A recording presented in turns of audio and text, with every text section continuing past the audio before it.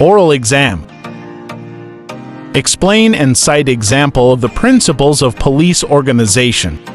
A. Line and staff principle. Line groups have final decision-making authority regarding technical organizational purposes. Staff groups are engaged in tasks that provide support for line groups. They consist of advisory, legal service, human resources, or control accounting groups. An example of line principle in the PNP organization is when the police supervisor established goals and directives that are then fulfilled by staffs, subordinates, and other workers. An example of staff principle in the PNP organization is when the staff groups and subordinates dedicated their time, effort, expertise, and sacrifices to accomplish the objectives of the PNP organization. B. Delegation of authority.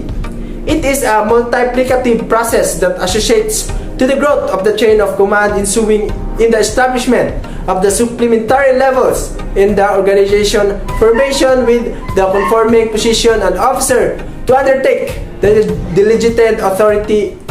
In a nutshell, span of control demands delegation of authority. Concrete examples.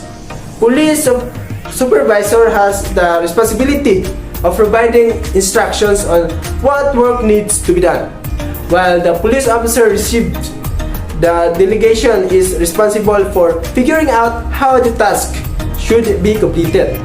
Therefore, a leader is responsible and has responsibility for the operation for which they have been given authority.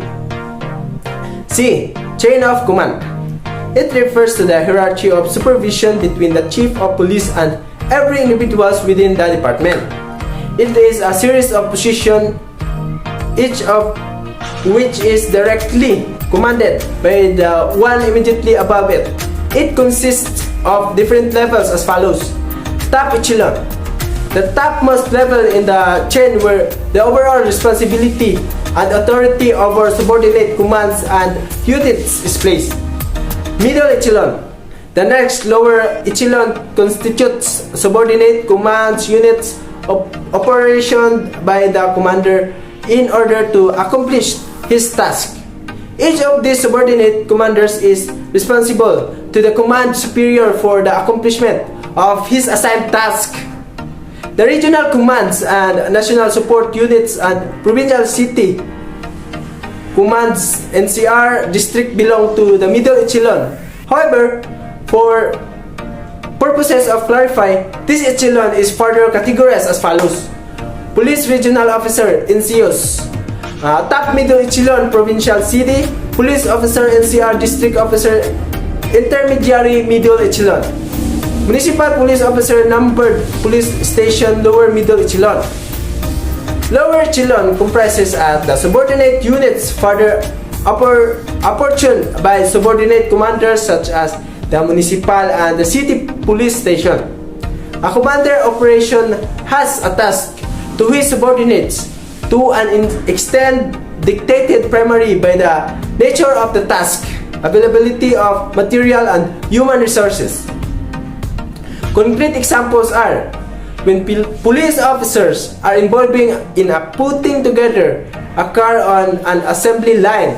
Police supervisor ensures that all the tasks are performed such that a car is properly completed. Through this properly functioning chain of command can establish effective coordination, accountability, and efficiency in the organizational operation. D. Command responsibility. This principle allows for commanders to be held criminally liable for crimes committed by their subordinates. This responsibility can never be delegated, otherwise it would constitute an abdication of his role as a commander. He alone answers for the success or failure of his command in all circumstances.